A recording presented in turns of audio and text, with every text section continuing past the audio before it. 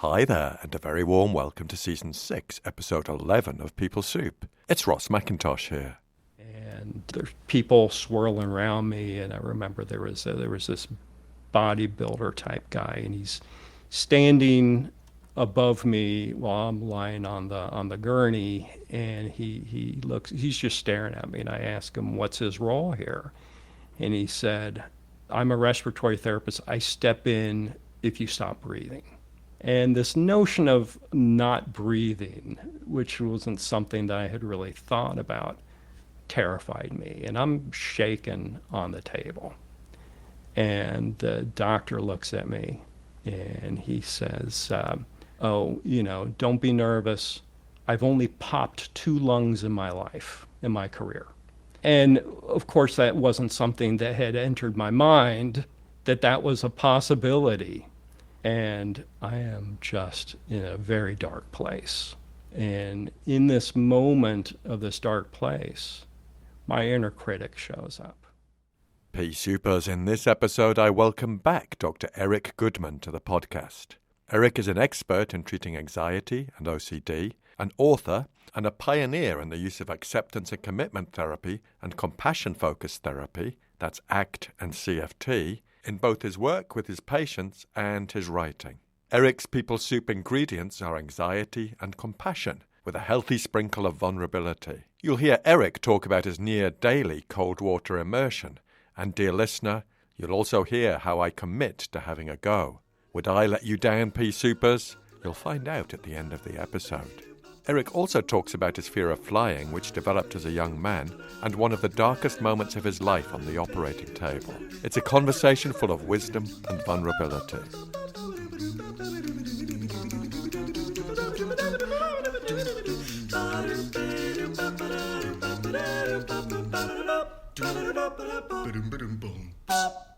For those of you who are new to People Soup, welcome. It's great to have you here. We aim to provide you with the ingredients for a better work life, from behavioural science and beyond. For those of you who are regular Pea Soupers, thanks for tuning in again. We love it that you're part of our community. A quick scoot over to the news desk. I'd love it if you checked out my new website, which you can find at rossmcintosh.co.uk. And there's plenty of information to browse, and you can even sign up for my newsletter. And just a note that this episode was recorded in the run-up to the US elections, and I also had some problems with the sound quality at my end, which I've done my best to address. So let's crack on. For now, get a brew on and have a listen to the first part of my chat with Eric Goodman. Dr. Eric Goodman, welcome back to People Soup. Thank you, Ross. It's always nice to be here. Well, we're delighted you agreed to come back. Now, you'll be used to my research department, Eric, and they've done a bit more digging on you to find out some interesting snippets. So I'm going to have a go at presenting them back to you. Sounds good. So it says here, Eric is a licensed psychologist and author of 3 books. The first one, Social Courage, Coping and Thriving with the Reality of Social Anxiety. Number 2, Your Anxiety Beast and You, a compassionate guide to living in an increasingly anxious world. And that one we spoke about in a previous episode, which I'll link to in the show notes. And the new book, The Mindful Freakout, a rescue manual for being at your best when life is at its worst. So folks, as you may have gathered, Eric specializes in the treatment of anxiety disorders and obsessive-compulsive disorder. And I'd just like to say I've learned so much from conversations with Eric and his writing. His expertise runs deep, and he writes and presents in a super accessible and practical way, as you're about to find out. He is in private practice in San Luis Obispo in California, and an intermittent lecturer at Cal Poly in the psychology graduate program. How are we doing so far, Eric? So far, so good. Excellent. Eric earned his PhD at Northeastern University in Boston and taught there as an adjunct faculty member. His primary treatment approach is cognitive behavioral therapy with an emphasis on exposure with response prevention and mindfulness acceptance-based strategies, including ACT and compassion-focused therapy. In treating anxiety disorders, he believes that working collaboratively with clients is key for therapeutic success. Now, there's 2 other snippets that they've come up with, and I just wanted to run them past you. One is that you tend to start every day in a cold plunge bath at 7 degrees Celsius or 45 degrees Fahrenheit. and you do that most mornings. I do. My son started doing that about 3 years ago, and I thought he had a screw loose or something for doing that because he's getting up and it's in the winter getting up where it's still dark out and very cold and goes and sits in this cold plunge and he asked me if I would want to try it, and I said, I will never in my life try that. That just looks awful, and I like warm water. But I began to notice that he had more energy, and he was in a better mood, and he was more focused. And so I thought I would give it a try. And within a few days of doing it, this chronic pain that I had dealt with for 12 years and had seen multiple neurologists and other specialists, and no one was able to touch that pain. And within a few days, the pain just went away. And as long as I do it most days of the week, then the pain stays away. So it's been a life-changing experience for me. Wow. And is this tub, is it outside, Eric? It is. Right. I'm just visualizing one in our garden now. Because I have to tell you, Eric, your initial reaction to your son doing this is probably mine. We're Yeah. fortunate enough to have a swimming pool in our garden. It's not heated, but even in the hottest days of summer, I will make what my husband calls camp noises when I immerse myself in the water, particularly when it reaches my nether regions. You'll find me making little sort of slightly hysterical Yeah. noises. So I can't imagine 7 degrees Celsius, but you've set me thinking. So part of the trick to it is using it as a mindfulness strategy. And you can do this with your pool as you step in, notice the cold without hooking on to that story that your mind tells you that this is bad and you shouldn't feel it. But soften your muscles into it. The minute, so this is very actually relevant to some of the stuff that I write about. The minute you struggle against the cold, your suffering just becomes immense. And so if you don't struggle, but you just stay with your breath, slow that exhale down, and notice the cold without going to war with it, and then just breathe with it, it's a completely different experience. Now, the first time I tried to get into the cold plunge when I thought I wanted to get that benefit that my son was having, I stuck my foot in and I just tightened up and I yanked my leg out and I said, nope, not doing this.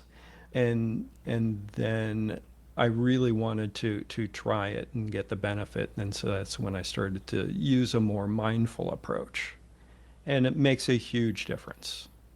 Even now, I do it most days of the week, but if I ever catch myself starting to struggle when I get in it, it's just this sense of overwhelming discomfort. But the minute you let go and you soften into it and you breathe, that sense of suffering goes away completely for the most part. And I find it some of the most relaxing moments of my life. Well, Eric, you're a man I trust and respect, so I think I'm going to have to give it a go. Well, you got the pool. I mean, that's the hard part, right? And so now it's just really trying to allow the cold to be there without making an enemy of it. Wow. Watch this space, Hmm. Pea Supers. I'll keep you posted, and I'll keep you posted too, Eric. Sounds good. Eric, another thing the research department noticed was that they found out that you had a debilitating fear of flying in your early years. And it felt like that's really applicable to what we're going to be discussing. So is that true? I I I did. I studied abroad as a freshman or sophomore in college, and I was on a flight from Beijing to Hong Kong, and flying was always something that was very comfortable to me, and I loved turbulence because it just was this sense of being rocked to sleep. And so I'm deep asleep on this flight, and randomly I'm sitting next to my philosophy professor. And at some point in the flight, she shakes me rather firmly, shakes me awake, and says, "We're not going to make it. We're not going to make it." And and her face is in my face, and she just looks terrified. And I look around, and everyone else on the plane is fine, right? No one else is freaking out, and we're flying through a storm. But again, it wasn't on my radar to be concerned about that. And so I tell her everything's fine. I fall back into this deep sleep only to be shaken awake very firmly. She says, we're going down. And she's having a panic attack. And, what I now know is a panic attack. And she's just really behaving based on her threat system. And I tell her again, we're fine. I fall back to sleep. And about 2 or 3 other times in the flight, she does this to me. And what I remember is being very annoyed because I just was very tired and wanted to sleep. And didn't think much of it until the next time I got on an airplane, and I have my mother on one side of me and my grandmother's on the other side. I'm in the middle seat. And we hit turbulence, and again, I'm asleep. And my mom and my grandmother, they each grab my arms on either side and give it a tug out of their own fear of the turbulence. And that's when I had my first panic attack on an airplane. And then went on for about 10 years of very severe phobia flying. Anytime on a plane, I would be having panic attacks. And if I had a flight in 3 months, I would be having nightmares and just losing sleep in the run up to the flight. And I just thought it was something that was never going to be able to get better. In fact, it was getting worse over the years. And then I started treating people for phobic stuff. And I just kind of compartmentalized my own phobia. And then I'm on a flight, and we hit turbulence, and I'm doing all the wrong things that you can do when you have a phobia to make it worse. And I just kind of had this aha moment. And I stopped struggling. I stopped doing all these safety behaviors. And I just sat and I just gave myself permission to feel anxious. And that sense of suffering just melted in half at that point. And a few flights of doing that, and my phobia was about 50% better. And then I just kind of plateaued for about a decade. And it wasn't until I started to do more teaching on the subject of fears and phobias. And I got curious, why did I get stuck? And it wasn't that I had to get better than I got. So, from an ACT standpoint, I'm now flying from A to B. I'm no longer having panic attacks, and I can go where I want to go. But there still was this sense of suffering, but it was manageable. But I was curious, and I wanted to know why, just for my own benefit. And when I go to help my clients and they're stuck, I want to know what's keeping them stuck. And so I go on a flight in kind of spectator mode, where I just pledged I was just going to watch everything I do on the plane to see what am I doing that's inadvertently teaching my brain threat. And so I get on, and the first thing I do is I put on very soothing music. And you might think that that's a good strategy, but it was a control strategy. And I didn't think about it as a control strategy until that moment, that I'm trying not to feel anxious on the plane by playing that music. But by doing that, I'm also threat associating anxiety. I'm telling my brain that it's bad for me to feel anxious on the plane. And if it's bad to feel anxious on the plane, then you're going to feel anxious about your anxiety. You're going to have more anxiety. And so I caught that, and I noticed we start to fly, and I put on a movie, and I try to imagine that I'm just on a bus watching a movie. And again, you might think that's helpful, and in the short term, it really is. But it's that experiential avoidance where I'm trying to trick my brain in a way, and it's helpful in the moment. But what my brain needed to learn was flying is not a threat, and anxiety on a plane was not a threat. And so whenever I felt like I needed to bury myself in a movie, I would turn the movie off, and I would sit up in my seat and just notice I'm on a plane and notice that everything's fine. And there was a few other kind of subtle safety things I was doing, and being able to catch that and play the rule of opposites, right? If I felt like I needed to distract myself, then I would pay more attention. And that helped immensely. So did that over a few flights, and now I'm pretty much flying wherever in the world I want to fly without my anxiety worrying so much about it, which is great. There's something you said in your initial response that you gave yourself permission to be anxious.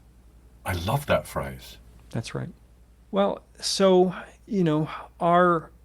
our threat systems, right, our anxiety systems, they're not sophisticated. They don't live or exist in the smart part of our brains. They're in a more primitive part.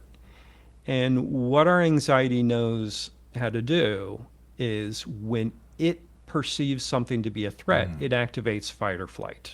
And fight or flight is another word for anxiety. So if a bear is chasing me, it perceives that as a threat, and it activates fight or flight, gives me my best chance to survive. But if public speaking is a fear, is something that I treat as a threat, it's going to activate fight or flight for me to do battle against whatever the perceived threat is. But if my threat is fear itself, it doesn't have any other ways of handling it. So if the threat is fear, it's going to activate fear to combat the fear. Right? As goofy as that sounds, that's what it does. So when you fear your fear, you have more fear. Absolutely. I tell my clients, anxiety does not live in the smart part of the brain. It's very primitive. Was your experience with anxiety related to flying, was that part of the reason you started to move towards your specialism? I think my own phobic stuff made this more interesting to me. And I think people tend to specialize in whatever they find most interesting. So I'm not sure it was the only reason why I became an anxiety specialist, but it was a reason. And just changing tack slightly, there's something we touched on in our first chat, and it intrigued me so much I'd like to come back to it. And that was about your use of virtual reality in your therapy and your treatment of people. I'd love to hear a bit more about that, and if I guess there may have been advances too since we last spoke. Well, I live in a small seaside college town. So if I have a client that has a phobia of going up in high elevators or being up in skyscrapers or things like that, that it just doesn't exist where I live. So virtual reality is a way to help people face fears of a wide variety of things just from the comfort of my own office. And can you describe to us how you might use it for, say, that fear of high buildings or elevators, how it works with your clients? Yeah. So, typically I talk to them about it, and typically if they're not familiar with virtual reality, they think, well, this, it's not real. I'm not actually going on a skyscraper, so it won't impact me. But the reality is that a well done VR system is incredibly immersive to where it feels like you're actually there. And, our threat systems are primitive, as I was saying, and so it doesn't understand virtual reality.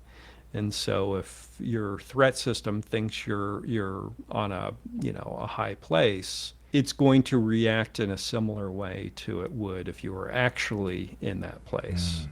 because it doesn't understand that these are just pixels and sound effects. So clients tend to enjoy it because I'll have them face their fear, whatever that might be, flying or heights or snakes, and then I'll intersperse some fantastical VR game in it.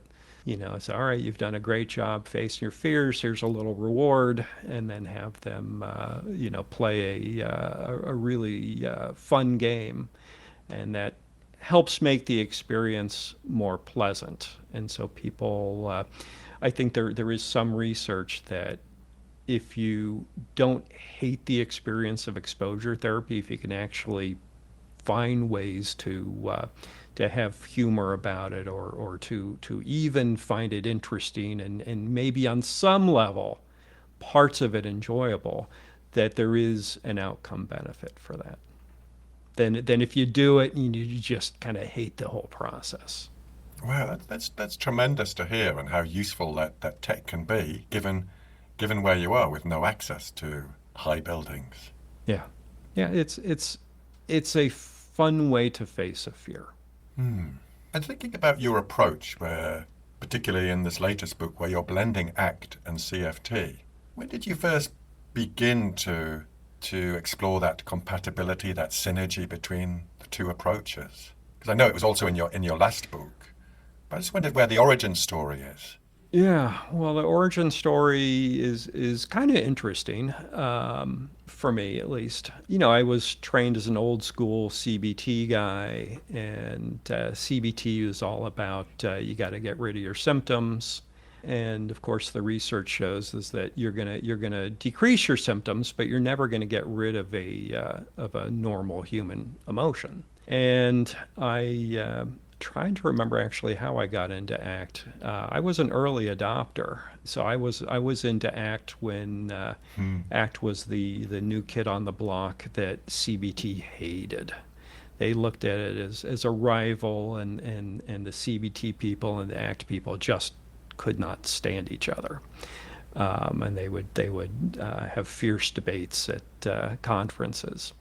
But I got into ACT, and then did a 5-day boot camp with Stephen Hayes and some of the other ACT pros, and it was just life changing, right? And if your listeners know about ACT, and you know about ACT, this stuff is really life changing when you stop struggling with your experience and open to it.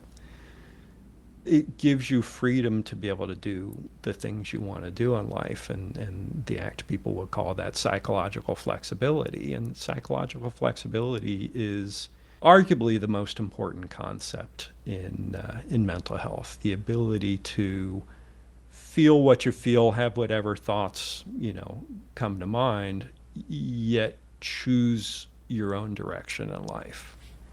Because when we're not psychologically flexible, we're going to be led around by our emotions, and they're going to drive our behaviors.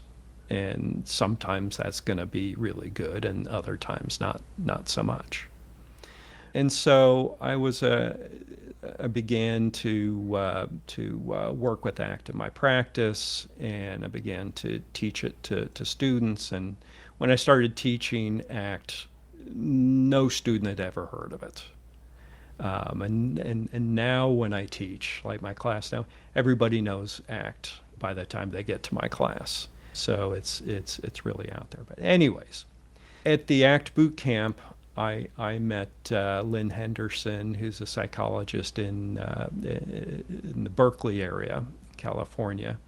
And she invited me to this training by this guy, Paul Gilbert, that I had never heard of him. And it was on compassion focused therapy. And I go, all right, well, I'm a therapist and compassion is probably a pretty good thing. And so I went to do it. And it's just a really eye opening sort of training, on par at least with what I got from the ACT work. Just the concept that you don't have to beat yourself up and you can actually be an ally to yourself. It's a very transformative sort of thing. And it's one thing to talk about it, another thing for someone to experience it. And so I left that, and I was impressed with the research. So I started to practice. I'm not sure if you've heard of the metta meditation. No, I don't think so. So it's an ancient form of compassionate mind training. It's where you think about someone you care deeply about, and you just kind of bring them to mind, and you practice wishing them to be free of suffering. And then you move on to, like, someone who's kind of on the periphery of your life. And then you practice giving yourself some compassion. So it gets a lot harder with that, because most people are really good at being compassionate to others, and just not so good, to say the least, at being self-compassionate. And then you give compassion to someone that has caused you difficulties in your life, right? And so when I do it, it's still a practice that I do every day. And now I think about Donald Trump, because he's someone that when I think about him, it feels stressful. And I think about how, he's just kind of who he is through factors that he had no say in. He didn't choose to have, cold, neglectful parents and to get shipped off to military school, and the kind of the monstrous sort of person that he's become. He didn't get a say in that, and so you practice with that. And if there's someone that you're really upset with, and you do this on a regular basis, that sense of suffering you have when you think about that person, it gets much easier. And then the last part of metta meditation is, wishing all sentient life forms to be free of suffering. And again, it may sound a little woo-woo, but it's stood the test of the time. It's been around for thousands of years, and there's a lot of research on that particular exercise. And if you put a link to my website, I have audio recordings on my site of this one, and a number of other compassion-focused and ACT sorts of exercises. So anyways, I started doing this metta meditation, and I'm doing it every day, and I'm thinking, oh, it's nice, it's pleasant. I'm not overly impressed at first, but I'm doing it for a few months, and I like it, but I'm not exactly sure what it's doing. And then I experienced one of the darkest times of my life. I had developed the flu that turned into pneumonia, and I was getting sicker by the day. And because I had a kidney transplant when I was younger, I don't have an immune system that's good at fighting these things off. And I'm getting sicker, and my primary care doc gives me the talk about, just to be on the safe side, you should probably get your affairs in order. And it was tough. And they find these kind of masses on my lungs. And my doctor says, we got to rule out, and I remember his words, I'm not sure why he said it that way, we got to rule out inoperable lung cancer. And so, like, within a week, I'm sent to a pulmonologist who the next day has me do a lung biopsy. And I'm on the table, and I am probably the most frightened I've ever been in my life. And there's people swirling around me, and I remember there was this bodybuilder type guy, and he's standing above me while I'm lying on the gurney, and he's just staring at me, and I ask him what's his role here, and he said, I'm a respiratory therapist. I step in if you stop breathing. And this notion of not breathing, which wasn't something that I had really thought about, terrified me. And I'm shaking on the table. And the doctor looks at me and he says, oh, don't be nervous. I've only popped 2 lungs in my life, in my career. And of course, that wasn't something that had entered my mind, that was a possibility. And I am just in a very dark place. And in this moment of this dark place, my inner critic shows up. And my inner critic just starts beating me to a pulp psychologically. You're a therapist and you help people with anxiety, and look at you shaking on the table. And it's just kind of wailing on me. And all of a sudden this switch flips, and all that compassion work kicks in.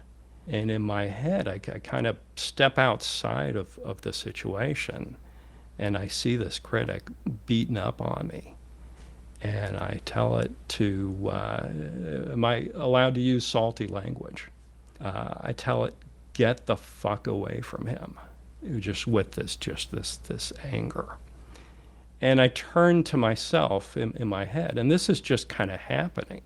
And I imagine putting my hand on my shoulder and just saying, it can't be any different than it is. This is what this feels like, right? Everything that you've been through, it can't feel anything different. And with this tone that's kind of warm and encouraging, I felt this thing that Paul Gilbert was talking about. I felt this tremendous sense of inner strength, this wisdom to not judge myself for the experience, because it literally could not have felt any different than it felt. And anybody with my lived experience in that moment would have felt exactly the same way. And then I had this deep commitment to wanting to be helpful.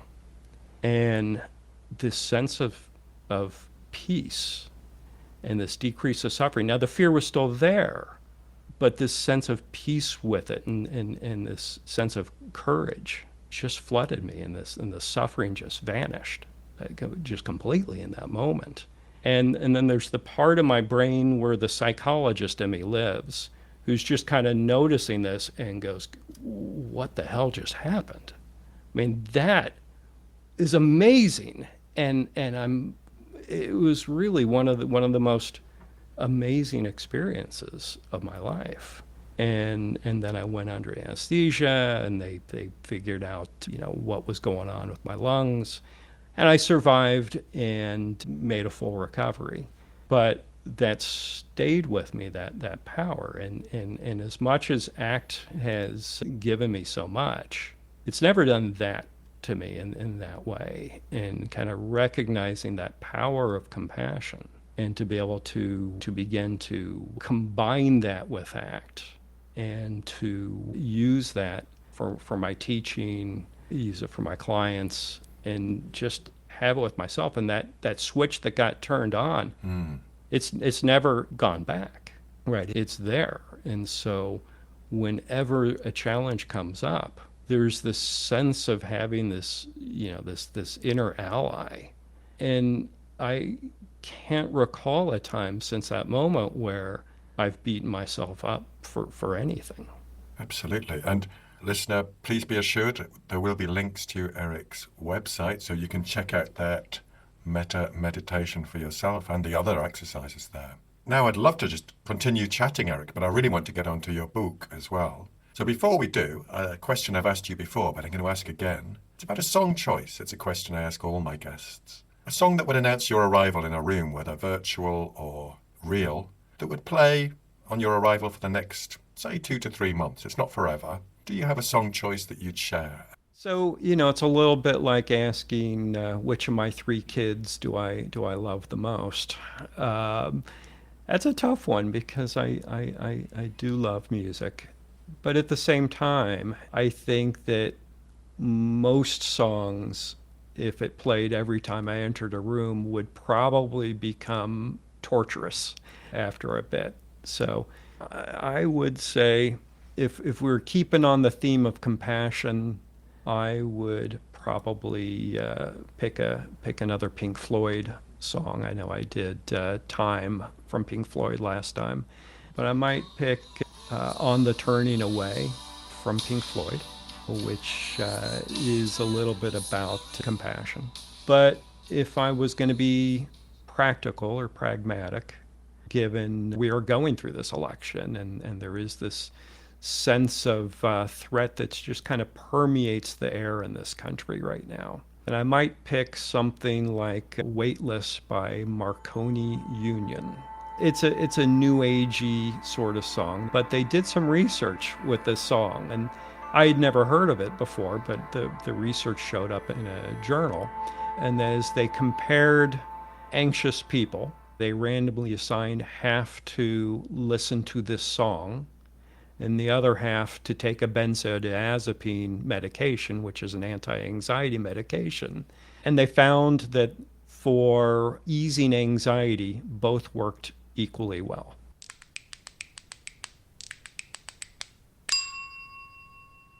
That's it, folks. Part 1 of my chat with Eric in the bag. Next week, we'll be talking about Eric's new book, The Mindful Freakout, a rescue manual for being at your best when life is at its worst. Now, I know I promised you an update on my cold water immersion.